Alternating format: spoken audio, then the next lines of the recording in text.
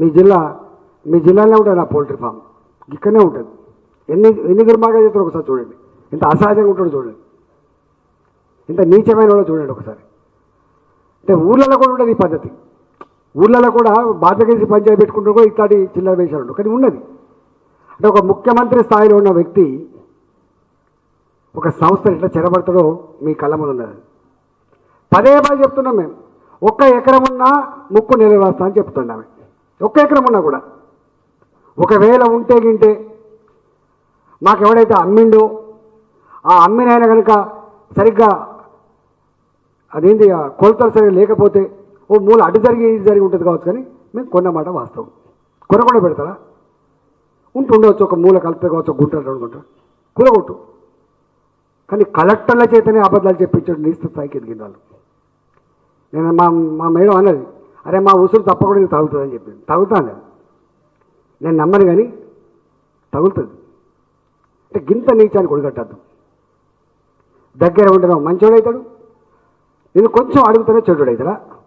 అట్లా ఎప్పుడు కూడా మంచి మిత్రుడు మందలు చెప్పేటువంటి మిత్రుడు కావద్దు. కానీ నిజమైన మిత్రుడు సాటుకొచ్చి ఉన్న విషయాన్ని ముక్కు చుట్టుగా చెప్పేటప్పుడు గొప్ప మిత్రుడు. గుర్తుపెట్టుకో. పదవుల కోసం పెదవులు మూసి నువ్వు కూలిపోతున్నా అని తెలిసి కూడా ఓ అని పోయేటోడు వాడు శత్రువే. వాడు ఇవాళ శత్రువుల దగ్గర పెట్టుకున్నాడు. నాలాంటి వాడు ఏమడిగినా నాలాంటి వాడు నేను 4 అడిగినా. ఒకటి, ఐకేపీ సెంటర్లు బంద్ అవుతాయి అని చెప్తున్నావు, ఎట్లా బంద్ అవుతాయి? అవి ఉంటాయి, వడ్లు కొంటాయని చెప్పిన. తప్పడిగినా? నీవే చెప్పినావు కదా, మొత్తం దేశంలో ధనిక రైతు ఎక్కడ ఉండవలను? తెలంగాణలో. నువ్వు చెప్పినావు, నేనలే, నువ్వు అన్నావు. ఈ మొత్తం దేశంలో ఒక్క గింజ కూడా లేకుండా కొనే ఏకైక రాష్ట్రం ఎక్కడ ఉండేను? తెలంగాణ ఉండేను. నువ్వు చెప్పినావు. ఉందా మరి?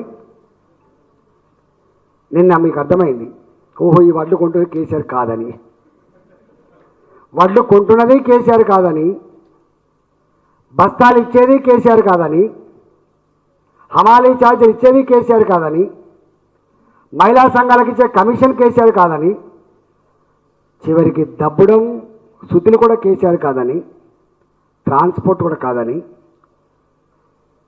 బియ్యం ఎఫ్సీఐ గొడవలో పెట్టింది కేసీఆర్ కాదని, 3 రూపాయలు తెచ్చిస్తే వాడుకొని తన బొమ్మ పెట్టుకునే కేసీఆర్ అని చెప్పి ఇప్పుడు తెలిసిపోయింది. సొమ్ము ఎవరిది, సోకెవరు చెప్పండి. నేను సొమ్ము ప్రజలది. నేను కేంద్ర ప్రభుత్వం అంటలేను, రాష్ట్ర ప్రభుత్వం అంటలేను. కానీ సంస్కారం ఉండాలి. రాష్ట్ర ప్రభుత్వమైనా కేంద్ర ప్రభుత్వమైనా ప్రధానమంత్రి గారి ఇంట్లో నుంచో ముఖ్యమంత్రి గారి ఇంట్లో నుంచో మనకు బియ్యం ఇయ్యడు, మనకు పెన్షన్ ఇయ్యడు. మనం కట్టిన సొమ్ము. నేను చాలాసార్లు అన్నా, నేను ముఖ్యమంత్రి నేను నా అసెంబ్లీలో గతంలో నేను అధికారం లేనాడు ఒక స్పీచ్ ఇచ్చిన అసెంబ్లీలో, పెన్షన్లు ఇస్తున్నాం ఇది ఇస్తున్నాం అంటే నేనన్నా ఇస్తున్నావు నిజమేనే, కానీ ఎక్కడి నుంచి తెచ్చిస్తాను? నీకు తెలుసా ఈ రాష్ట్రంలో 30,000 కోట్ల పైచిలకు దేని ద్వారా వస్తాయి తెలుసా? ఆదాయం లిక్కర్. నువ్వు ఇచ్చిన షాపులెన్ని, దానికి అనుబంధంగా పెట్టిన బెల్ట్ షాపులు ఉదయం 4 గంటలకు ఓపెన్ అవుతాయి. లేసులే పోతాడు అక్కడికి. కానీ తాగిపిచ్చి ఎంతమంది ఆడబిడ్డల పుస్తకాలు తాగి తెప్పుతా ఉన్నావు? నీ లిక్కర్ షాపుల కింద పెట్టబడ్డ నీ బెల్ట్ షాపులు కొన్ని వేల మంది ఆడబిడ్డల పుస్తకాలు తెప్పుతా ఉన్నాయి. చిన్న వయసులోనే భర్త చనిపోతే చిన్న పిల్లలు వేసుకొని వాళ్ళే ఆస్తిగా పెనుగులాడుతుంది ఆ తల్లి కుటుంబాన్ని పోషించడానికి. నువ్వేమిస్తావు ముఖ్యమంత్రి? చచ్చిపోయిన తర్వాత ఆ కుటుంబానికి 2,000 రూపాయల పెన్షన్ ఇస్తావు నువ్వు. నిజం కాదా చెప్పండి మీరు? ఎంతమంది చూస్తాం మనం? అందుకే ఇవాళ పాజిటివ్ ఇన్కమ్ ఉండాలి తప్ప నెగిటివ్ ఇన్కమ్ కాదని చెప్పేది నేను ఇస్తున్నా ఏమి ఇస్తావు? నీకు వచ్చే లిక్కర్ ఆదాయం 30,000 కోట్లు అయితే నీవు పెన్షన్ల కోసం ఇచ్చే డబ్బు 9,000 కోట్ల రూపాయల సంవత్సరానికి. అది గొప్పదా ఇది గొప్పదా? ఆ పెన్షన్ ఇచ్చి ఏమంటాడు చూసావా? మొన్న పెన్షన్ ఇచ్చి ఏమంటున్నాడు? పెన్షన్ ఇస్తున్నా ఓటు నాకే. నీ అబ్బా జాగిరా? నీ జాగిరా అది? నీ ఫామ్ హౌస్లో ఉన్న భూమి అమ్మి మాకు ఇస్తున్నావా? నేను చెప్పినారే మా ఇంట్లోనే కనీసం నా భార్య సర్ది కట్టుకొని పోతుంది, నా కొడుకు సర్ది కట్టుకొని పోతాడు, నా కోడలు పోతుంది. నువ్వు పోయినావు ఎక్కడైనా? నీ ఇంట్లో పోతాడు. నీకు ఎట్లా వస్తాయి? ఒక హుజురాబాద్లో ఒక 600 కోట్ల రూపాయలు ఖర్చు పెట్టావు కదా, ఎక్కడి నుంచి వచ్చినాయి సొమ్ము? ఇవాళ ముఖ్యమంత్రి గారు ఎట్లా అబద్ధాలు ఆడినో అర్థమైంది వ్యవసాయ విషయంలో. ఇప్పటికైనా ఆయన దేశాలకు పోకుండా అవును కేంద్ర ప్రభుత్వమే కొన్నది ఇప్పటిదాకా అంగీకరించి, కేంద్ర ప్రభుత్వమా నా రాష్ట్రం వ్యవసాయక రాష్ట్రం, నేను రైతు బంధు ఇస్తున్నా, 18 గంటల కరెంట్ ఇస్తున్నా, 24 గంటలు చెప్తాను. ఇప్పుడు 24 గంటలు లేదు నాకు తెలిసి, 18 అవర్స్ కరెంటు ఇస్తున్నా, నేను ప్రాజెక్టు కట్టి కొంత నీళ్ళు ఇస్తున్నా అని చెప్తున్నా. వాస్తవం వర్షాలు మంచిగా పడి భూగర్భ జలాలు పెరిగి నీళ్ళు వచ్చినాయి.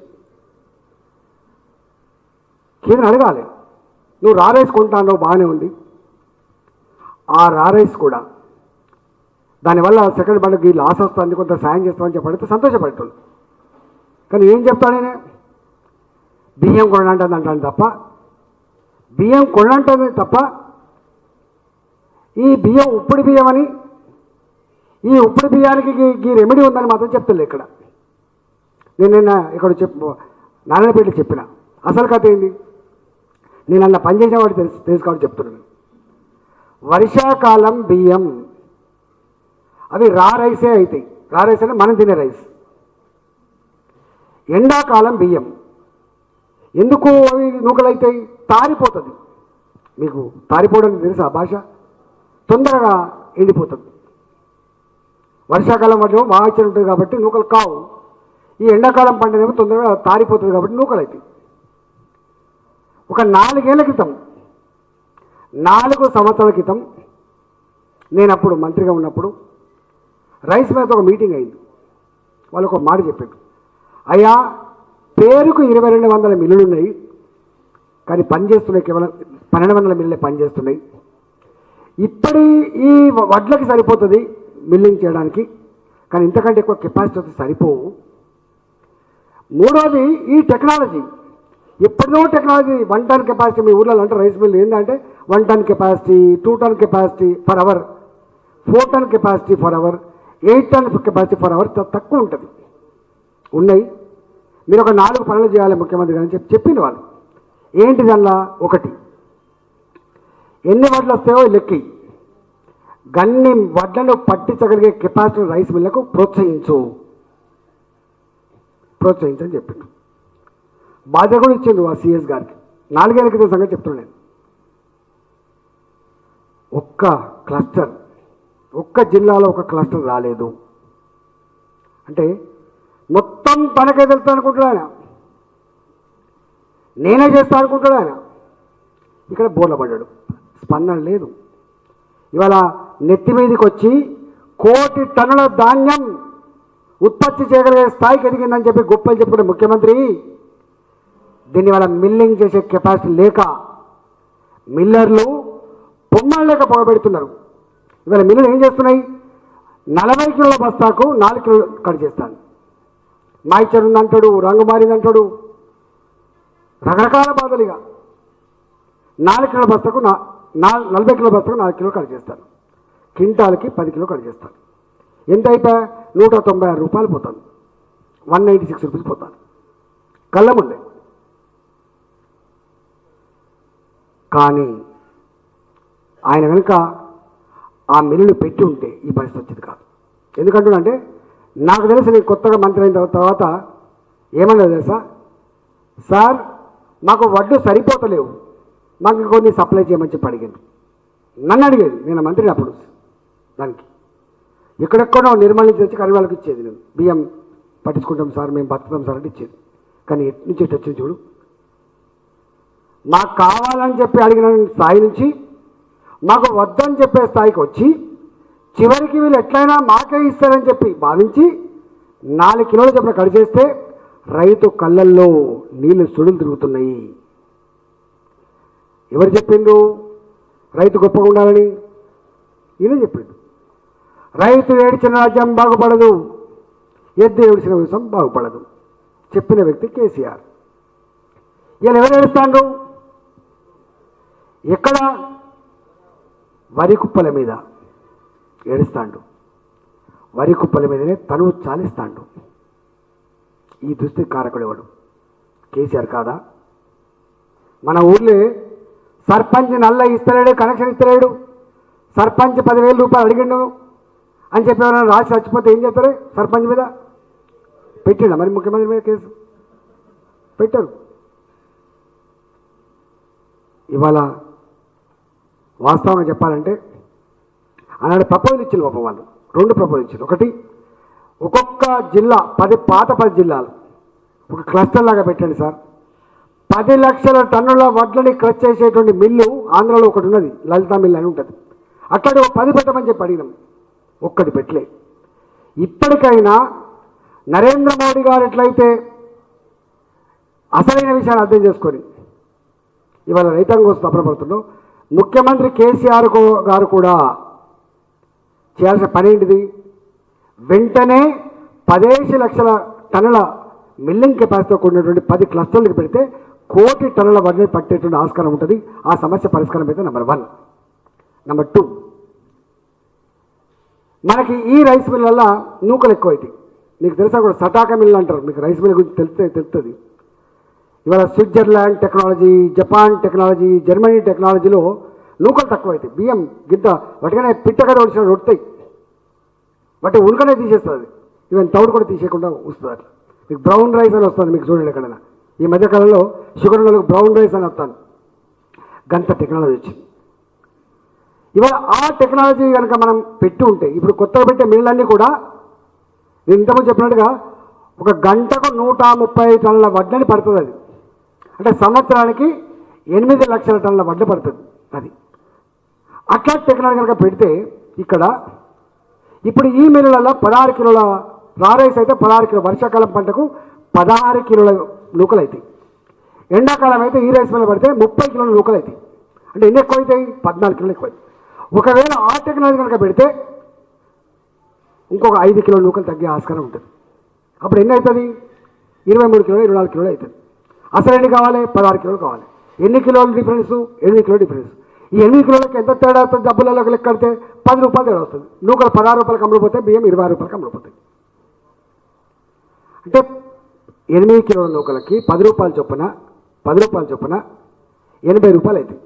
ఈ 80 రూపాయల చొప్పున లెక్క కడితే 30 లక్షల టన్నులతో కావచ్చు, ఎండాకాలంలో 40 లక్షల టన్నులతో కావచ్చు, 3,000 కోట్లు 4,000 కోట్లు అవుతుంది. 15,000 కోట్ల రూపాయలు 15,000 కోట్ల రూపాయలు రైతు బంధు రూపాయలు ఇస్తున్నావు. ఇవాళ ఒక 400 కోట్ల రూపాయల కోసమో 500 కోట్ల రూపాయల కోసమో నువ్వు ఇంత రాద్ధాంతం చేసి కేంద్రం కొట్టలేదు, కేంద్రం మీద దోష ప్రయత్నం చేసి చెరపకురా చెప్దాం. కేంద్రాన్ని చెరిపే ప్రయత్నం చేసి తను చెడిపోయింది, కథమైపోయింది. ఇవాళ కేసీఆర్ చెప్పి నమ్ముతారు ఎవరన్నా? ఎవరు నమ్మరు. కాబట్టి ఇట్లా అనేక విషయాలు ఇవాళ ఒక్కటి కాదు. చదువుకున్న పిల్లలకి 3,016 రూపాయలు గాలి కదిలేసిండు. పెన్షన్లు 57 సంవత్సరాలు దేవుడు ఎరుగు, 65 ఏళ్ళు నిండితే వస్తలేవు. మన సావుకాడిపోతే ఆమె వచ్చింది. సావుకాడిపోతే వాళ్ళ సొంత అమ్మ నాన్న 67 సంవత్సరాలు 60 సంవత్సరాలు ఉన్నారు, పెన్షన్ లేదు. ఎక్కడిస్తారు పెన్షన్ అంటే హుజరాబాద్ లాంటి దగ్గర ఇస్తారు. ఓట్లు ఎక్కడ ఉండేవి అక్కడ ఇస్తారే. ఇక ఓట్ల కోసం పనిచేస్తారు తప్ప ప్రజల కోసం పనిచేయరు. ఇది పవర్ ఓరియంటెడ్ సర్కార్, పవర్ మాంగర్స్, పవర్ ఓరియంటెడ్ సర్కార్ ఇది. ఎలక్షన్ ఓరియంటెడ్ సర్కార్ ఇది, పీపుల్ ఓరియంటెడ్ సర్కార్ కాదు ఇది. కాబట్టి ఇవాళ పెన్షన్లు రావు, నిరుద్యోగ భృతి రాదు, రైతులకు ఇచ్చేటువంటి రుణమాఫీ రాదు, రైతుల వడ్లు కొనరు, కొన్నా డబ్బులు రావు. ఇది వాళ్ళ దుస్థితి. ఒక మాట చెప్పాలంటే ఇవాళ ప్రతి వ్యక్తికి ఇంత అన్యాయం ఉంటుందా అనే కాడికి వచ్చింది. అబ్బో దీన్ని భరించలేము అక్కడికి వచ్చింది.